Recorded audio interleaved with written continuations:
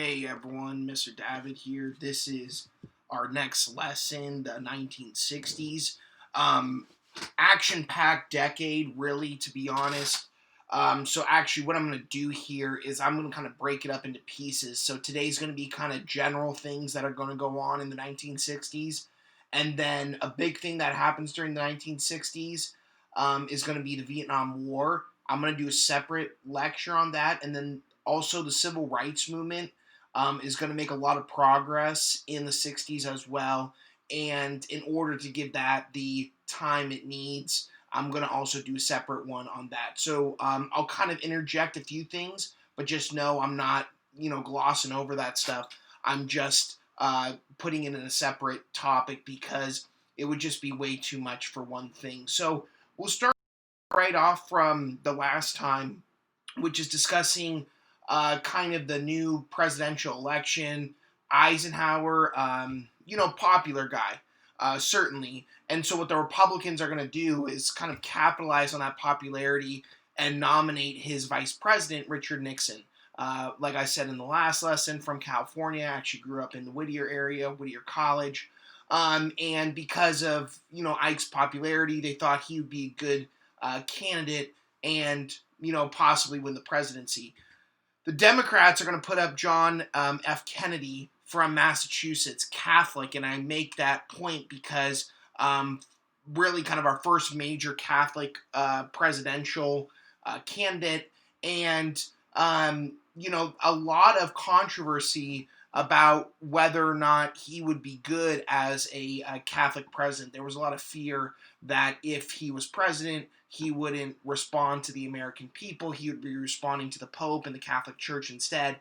So he had to make that a big part of his campaign and saying, hey, look, I'm Catholic, but I'm an American first, and that's my priority there.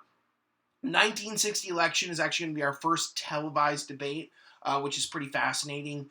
And what's really interesting to kind of consider here is just how important and monumental TV was. If you remember from the last lesson, it was really TV that tore down someone like Joseph McCarthy, people able to see just kind of what a fraud he was and all those type of things. Well, it'll be John F. Kennedy that will kind of have the opposite experience, and he's going to realize the power of television in this first televised debate.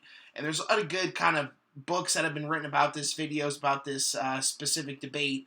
But what's interesting is that John F. Kennedy, he wore makeup, all those type of things. And Richard Nixon kind of was like, oh, God, makeup, like, why would I do that? Not really necessary. Well, at the end of the day, TV is significant in how it portrays people.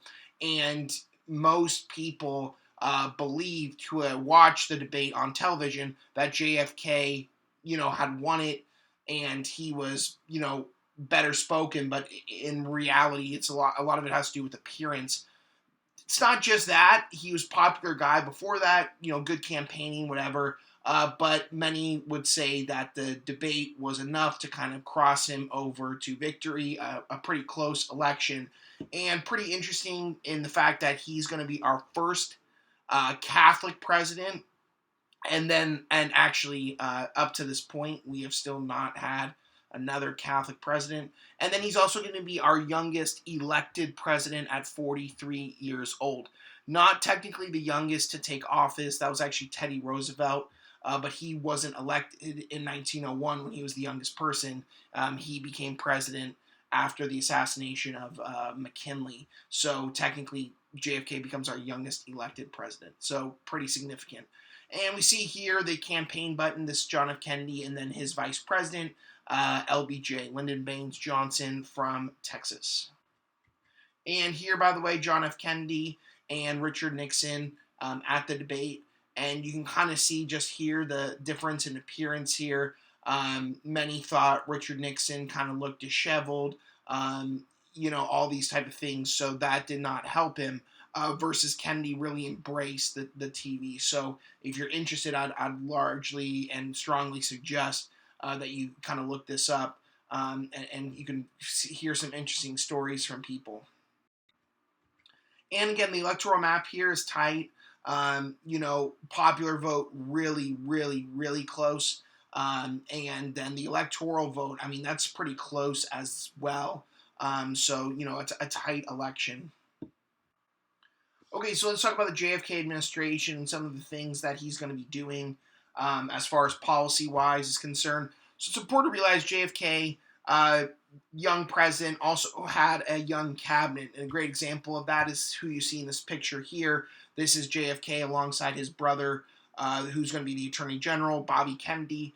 Really very trusted for JFK, a lot of collaboration together. And actually pretty popular guy within his own right. But again, young guy here, but successful. Another kind of key player in the JFK administration is going to be Secretary of Defense Robert McNamara. And we'll talk about him a little bit more when we get to Vietnam and stuff like that. But, significant person here as well. The domestic policy that JFK initiates is what is referred to as the New Frontier. And these are kind of a variety of initiatives in order to get the United States to be the best. And what he said was that basically, in order to achieve this, American people kind of need to make some sacrifices, and everyone kind of needed to pitch in order to achieve this greatness. A great example of that kind of concept of people contributing and volunteerism would be the creation of the Peace Corps that occurs under JFK. You've probably heard of this organization. These are American volunteers that are recent. A lot of them are recent college graduates, and they're going to go to underdeveloped countries to help teach or develop other skills in order to help out. And sometimes there's some criticism of the Peace Corps, but overall, a really nice initiative and a great sense of sacrifice that young Americans take who decide to be a part of the Peace Corps. Economically, what we're going to see is expansion of unemployment benefits and a lot of anti-poverty initiatives that JFK is going to want to get going. A lot of these are going to be a little bit slower to actually happen, but this is kind of his plan of the New Frontier.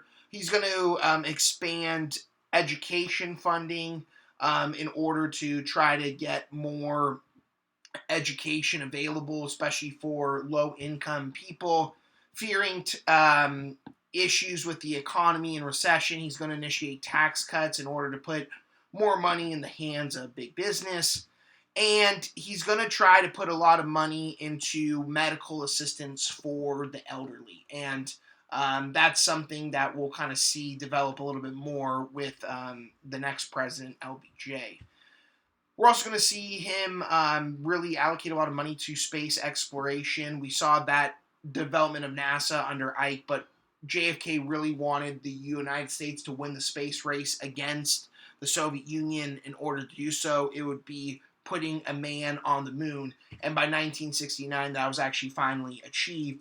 The U.S. will win the space race, get a man to the moon. So even though that wasn't necessarily during JFK's presidency anymore, that's a long process that it actually takes to get that going, and certainly the increase of funding to NASA, to aerospace, that happens under JFK and the New Frontier will be a big part of that. So really famous quote JFK says, and it's ask not what your country can do for you, ask what you can do for your country. And this is kind of trying to push this idea of sacrifice and, again, not just sitting around, but, all being part of American greatness. Here's JFK meeting with our kind of first Peace Corps people. And so, again, we see that these are younger people that he's going to initiate and he's going to have push into the Peace Corps. And then here's a look of 1969 of the United States on the moon. And again, you've probably seen a picture like this before, but I think context-wise it's important to realize there's a very symbolic reason why the United States puts the American flag on the moon, and it's really to show that victory against the Soviet Union in the context of the Cold War. So never forget that. Speaking of the Cold War, a few things to talk about here as far as Cold War developments that are going to be occurring. Again, the Cold War is always going to be a force at play when we talk about the period after World War II up until 1990, really. And I want to talk about what's going on in Germany. So if you remember, Germany is going to be split. We have East Germany, which is going to be a Soviet satellite state. We're going to have West Germany, which is going to be independent and democratic. And what's really interesting is that East Germany, life's bad in East Germany, and there's a lot of poverty and unemployment and lack of access to consumer goods. These are sometimes common problems that we see in communism in the satellite states, and that's definitely something we see going on in East Germany in the 50s, 60s, and forward. And what's interesting is that life in West Germany is going to be really good. Because of Marshall Plan, they're going to go through that economic miracle, a lot of economic success, a lot of industrial success. So even though it's one country and one German people, it's literally like the people that live in the East, horrible life, bad, and then the people that live in the West, it's good. So what's going to happen is a lot of people from East Germany are going to say, you know what, I don't want to live here. I want to live in West Germany because it's much better. And what they're going to do is they're going to escape to West Germany, and they're largely going to do so through Berlin. Because remember, even though Berlin is located in East Germany, it's going to be split as well. And it's relatively easy for people to go from East Berlin to West Berlin, and then they can easily go into West Germany. Soviets are going to see that, East German government's going to see that, and they're going to say, how can we prevent this? And unfortunately, what they decide to do is basically trap the East German people in. And they do this through the construction of the Berlin Wall.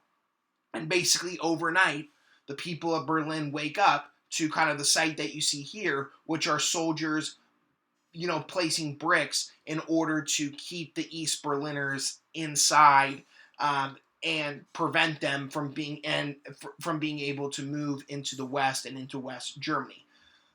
The Berlin Wall is significant for a lot of reasons. Number one, you can imagine what you'd feel like if you were East German or East Berliner, and you're basically cut off from the outside world. And it's also this huge sign of division and the Cold War. And literally that symbol is going to be very powerful for showing that split between the communism, capitalism world, between the Soviets, the United States, the free world. And it's going to be really, really interesting. In order to help, West Germany, the United States will continue to be trading with them actually quite a lot. And that will really help West Germany continue to thrive, continue to do really, really well. And actually, West Germany will become really a very strong economy throughout the Cold War period. Another thing that I want to make a comment about in regards to the Cold War, and this is outside of Germany, but it's just kind of more broadly, is that McNamara and JFK are going to decide, in order to deal with the Soviets, in order to deal with the Cold War, they want to develop flexible response. And this is different than massive retaliation. If you remember, massive retaliation is what Eisenhower and his Secretary of State Dulles came up with, and it basically said, build up nuclear weapons, be ready to go, launch it, full-scale war. JFK and McNamara say, we need to take it easy here. Instead, let's initiate this idea of flexible response, and let's kind of seek a variety of options to meet the needs of the crisis at hand. So again, if it's a smaller situation, don't need to be threatening the nuclear weapons. And so this is going to kind of be a little bit different for the Cold War, in the sense that, it's kind of this idea that maybe you can still kind of work with the enemy. Okay, you don't need to launch a bunch of nuclear weapons or any of that kind of stuff. So that's going to be a different kind of way to initiate this. Here we see the construction of the Berlin Wall here. Again, literally, people tried to escape East Berlin, East Germany, even after the wall was created. Many were killed, basically, as guards stood at various checkpoints in order to make sure people didn't leave. And again, really frustrating. And when we get to the fall of the Berlin Wall in '89, you're going to see just how liberated the people felt, because literally at this point, they're going to be trapped in for nearly 30 years. Berlin Wall constructed in 1961.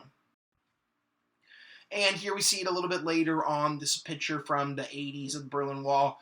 Over time, it will get a lot of graffiti and a lot of other artwork and stuff like that. A lot of it, by the way, kind of expressing these grievances of the East Germans and the East Berliners with this kind of oppression and other stuff like that. And by the way, JFK kind of got a tough kind of response from this. He was seen as kind of being weak in the sense that he wasn't able to prevent this from happening. So that was kind of a bummer for him. And here, by the way, we see Kennedy, McNamara here, again, crafting flexible response. And so that's really significant for a big Cold War showdown that's going to happen during JFK's presidency that we'll get to in just a sec. Okay, so let me talk to you about Cuba and Latin America a little bit. So, anyways, if you remember, in the early part of the Cold War, Latin America got very little economic aid from the United States. And it actually resulted in a lot of anger for Latin America, who kind of looked at the United States and said, hey, look, you know, you're giving all this money to Western Europe. You're not giving us anything. We're your neighbors. We're right next door. You know, we could really use some of that assistance. Understanding some of these pleas, John F. Kennedy and his administration is going to come up with a program called the Alliance for Progress. And this is basically like a mini Marshall Plan, specifically, though, providing assistance for Latin America. And this is economic assistance in a variety of different ways, house building, apartment buildings, infrastructure buildings, other things like that. And the idea here was that this was going to really help Latin America be able to overcome a lot of their poverty problems, a lot of their instability problems, and other things like that. When we really think about the Alliance for Progress, mixed results. Some countries it worked well. Most countries it was this kind of mediocre results or not many results at all. And that's not necessarily a knock on JFK necessarily. I mean, this was a nice plan that was put together. But it has to do with the fact that when we think about Latin America, talking about a region that's really struggled with poverty and inequality. And that poverty and inequality is really kind of systemic. It's a part of kind of the system. And so the reason I say that is because what is going to kind of happen here is the United States just kind of thinks they can throw money at Latin America in the early 60s and it will improve all their problems. And the reality is the situation so much more complicated than that. It's going to take the United States a little bit of time to kind of figure that out. Okay, so let's go to Cuba then specifically. Okay, Cuba, the United States we know doesn't like Cuba. If you remember, Eisenhower had developed plans with the CIA that had actually overthrown questionable leaders, or at least questionable to the U.S. in Guatemala with Arbenz, and then with Mossadegh in Iran. Similarly, Eisenhower had developed a plan to have the CIA orchestrate and oversee a coup of Fidel Castro. And when JFK took office, he was told about the plan, and he decided to go through with it. This attempted coup is referred to as the Bay of Pigs because literally that was the location in which the rebels were going to storm and then overthrow Fidel. Okay, that's the plan. That's the idea. Not going to work. Big failure. And there's many reasons for that, but basically Cuban soldiers are essentially waiting for the rebels when they show up. Big embarrassment for the United States. And it's important to realize there were a lot of enemies of Fidel that were kind of planning something like this, but the CIA coming in gave them, funding, training, whatever.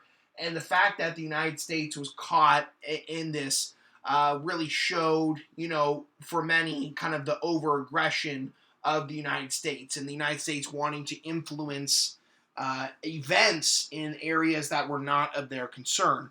This is also going to have a negative effect for the United States because Cuba, already kind of moving closer to the Soviet Union, is now going to move even closer, feeling that maybe they are going to need that protection and whatever else in order to be able to get that correctly.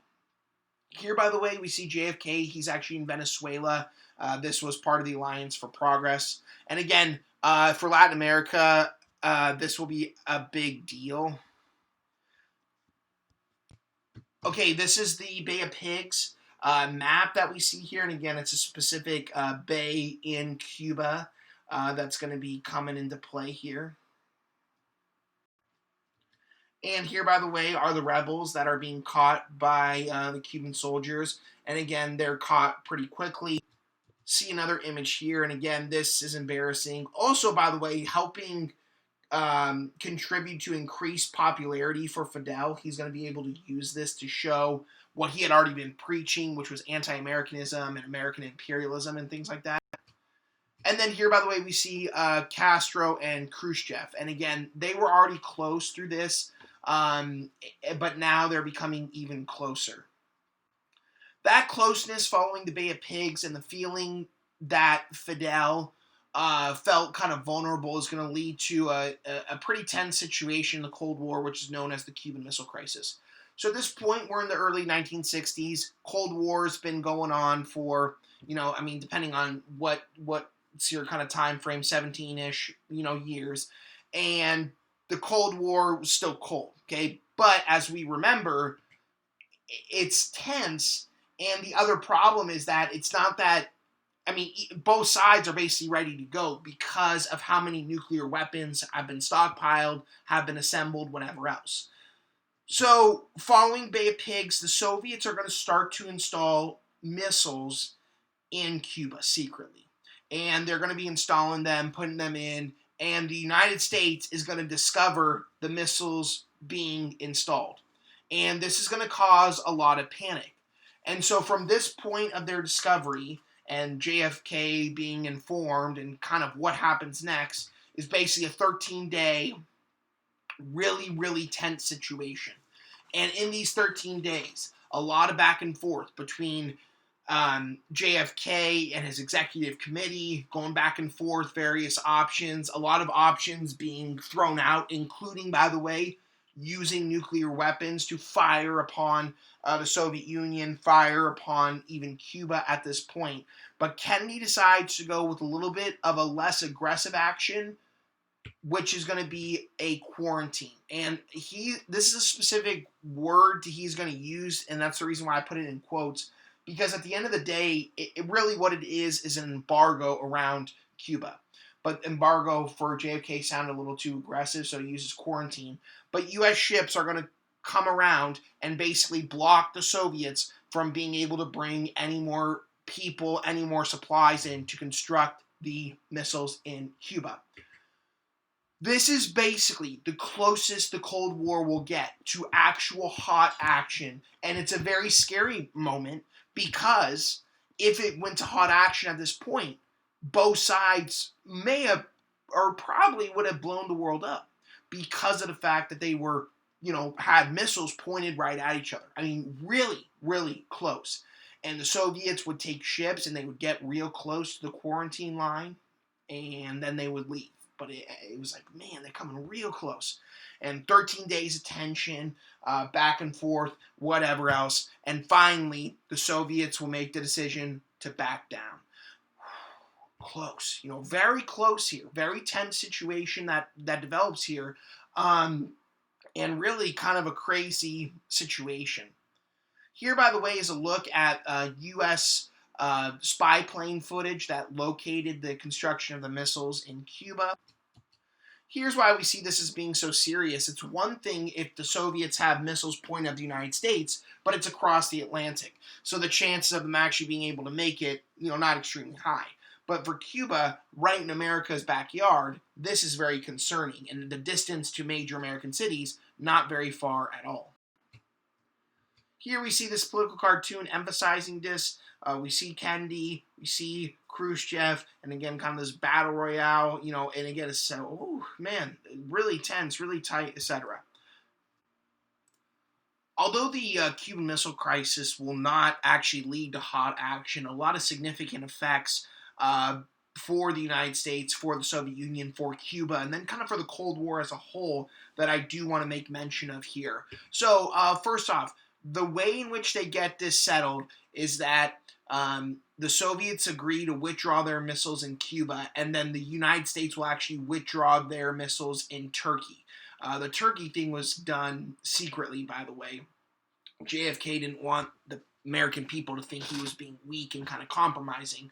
But this is actually what's done in order to achieve peace. The other thing is that the U.S. also agrees we will not invade Cuba. So in some senses, this actually does secure Fidel Castro's role. And I don't know if you realize this, but Fidel Castro actually will be in power until 2008. So really for a very, very long time, about 50 years, he ruled Cuba. So pretty interesting there. And the United States will do some funky stuff here and there, but after Bay of Pigs, after Cuban Missile Crisis, that was kind of their shot to get rid of him, and that will kind of end at this point in time. For JFK, for the American public, they're going to see this as being good. Okay, he resolved this well. He acted strongly, etc. But for Khrushchev, not going to be seen in the same light by the Soviet Union. They're going to see him as not being able to really effectively handle this, and he will actually no longer be the Soviet leader shortly after this. There were a couple other problems that led to Khrushchev's unpopularity, but this was kind of the final nail in the coffin. So sad for him. After this point, there's kind of a general agreement by the United States and the Soviet Union in that this has kind of gone too far. So shortly after, they're both going to sign a test ban treaty to ban some nuclear testing. So that was seen as a pretty monumental step forward. They're also going to establish a hotline between the White House and the Kremlin, a direct phone line. Kremlin, by the way, where the Soviet leader lives. And this was seen as being significant because during the Cuban Missile Crisis, they were basically writing memos back and forth to one another in order to resolve this. And that was seen as kind of being ineffective, whatever else. So this was seen as a way in which they could have direct communication and be able to resolve this quickly.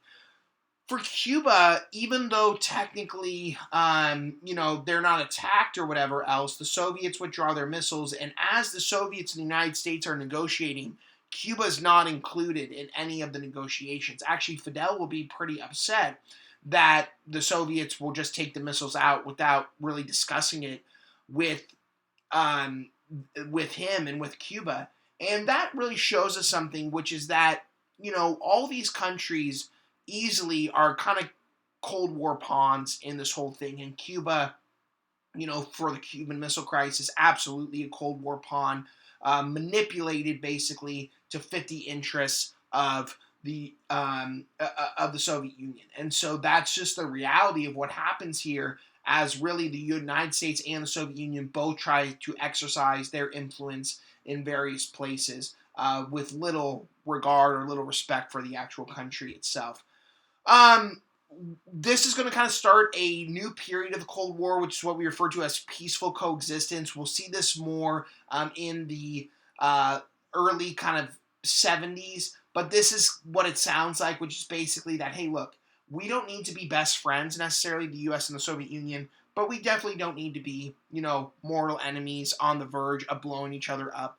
We should take kind of a deep breath here, kind of relax ourselves, and then that will help us be more successful and be able to both peacefully coexist kind of in our own realms. And so that era kind of starts at this point. Okay, just quick disclaimer here. I said this at the beginning, but I just want to repeat it.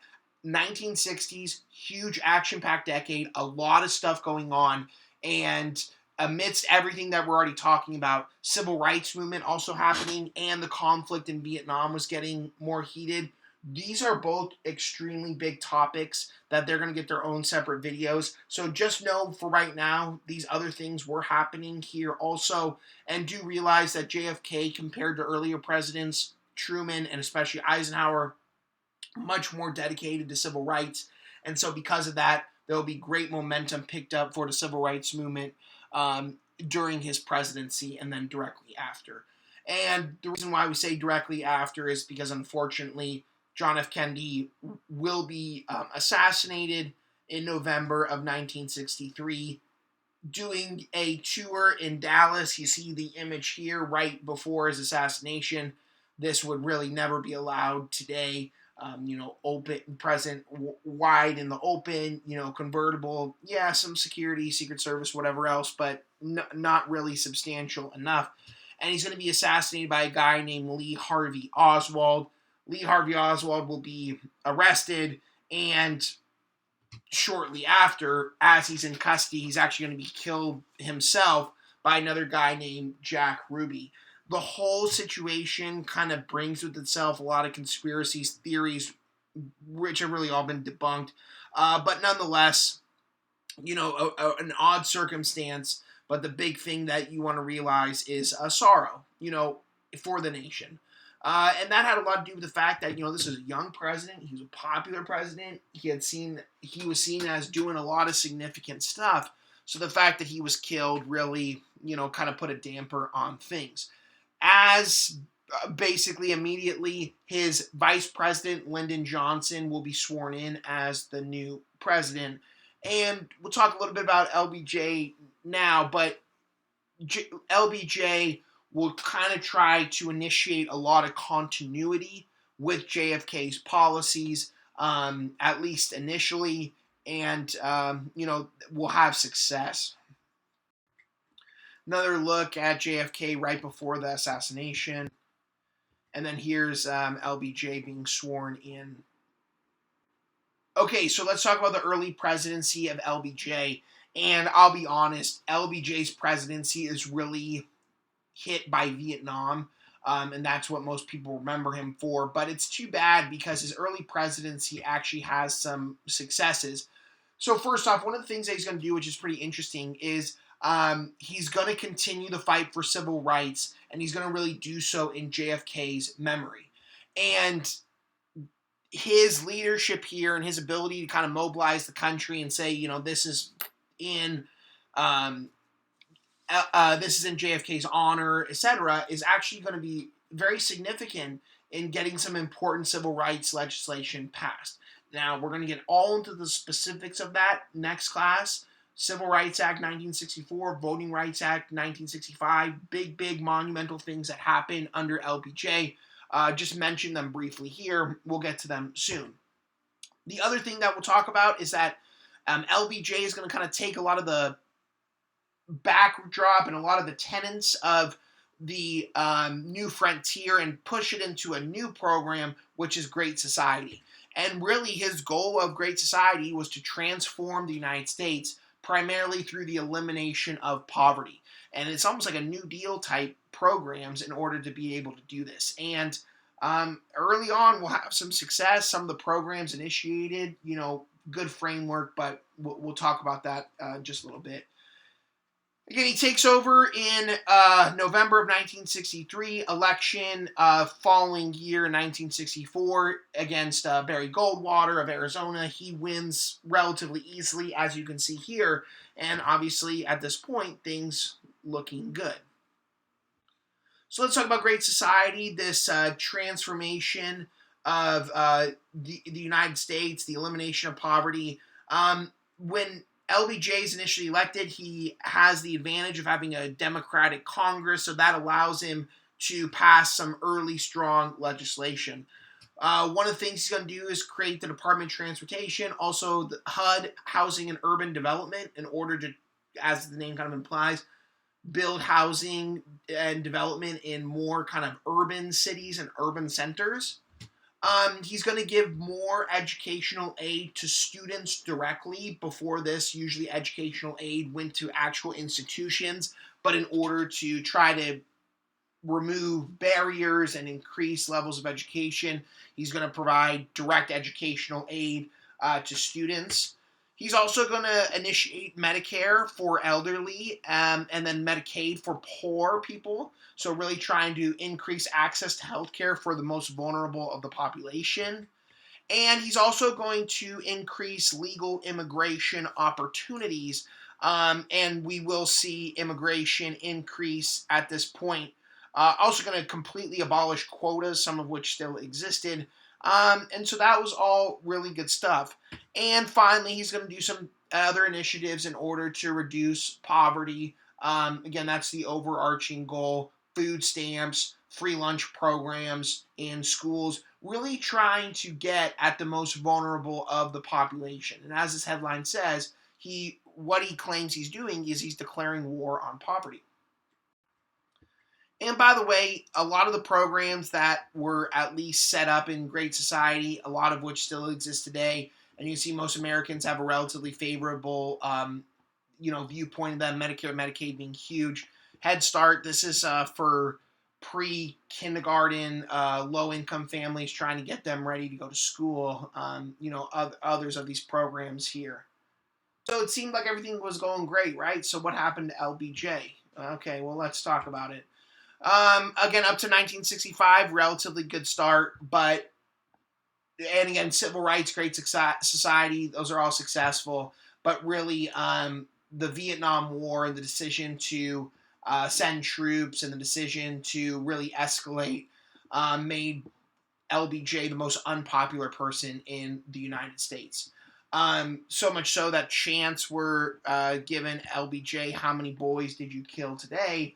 And he was seen as someone that was just completely inept in order to do this. Now, I'm going to really say this and suggest this, that it wasn't all LBJ's fault. There was a lot of contributions to the Vietnam conflict before LBJ. However, he always kind of gets the hard hit of it because of what kind of happened. Protests will occur throughout the entire country during LBJ's presidency, primarily against Vietnam, a lot of anti-government, anti-LBJ. And in 1968, LBJ will actually make the decision to not run for re-election. This is incredibly rare. Even if you're an incumbent president and you're not great, you always really run for re-election because there's at least name recognition, and at least a lot of people will say, well, things didn't completely go out of control. Things at least were able to survive or whatever else. Really, LBJ is so destroyed from Vietnam that he's just going to make the decision that he can't even run for re-election. So really just insanity. This will lead to the rise of really, it's going to be a Republican president, and it's going to be Richard Nixon, and I'll get into him in a sec. But this is almost one of those elections in 1968 where it was almost as destined that the Republicans were going to win because of the unpopularity of LBJ. The unpopularity of Vietnam is just one of those elections where there was a change that was basically destined to happen. Last thing I want to talk about in regards to the 1960s, and we'll see this more when we talk about Vietnam, is a lot of cultural upheaval. And especially for our 1960s youth, we're going to see very negative attitudes towards authority.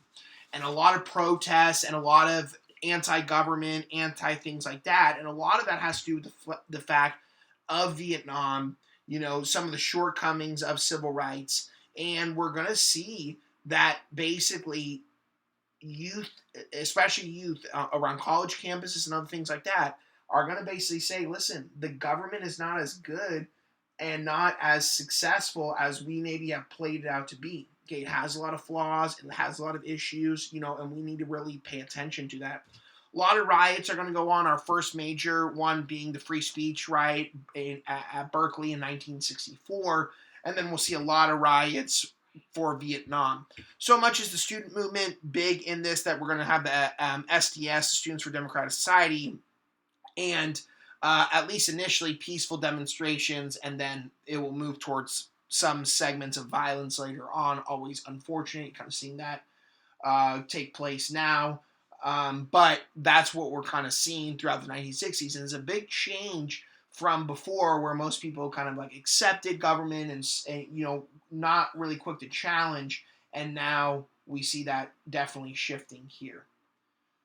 Okay, a couple looks at some protests, and again, we're going to see a lot more protests as we look at Vietnam. So my next one that I'll put up is about civil rights. So kind of see civil rights from start to, well, it never finishes, but at least the civil rights movement and the civil rights era, that's where we'll get to. And then that's where we'll move ourselves through here. So thanks a lot, and talk to you soon.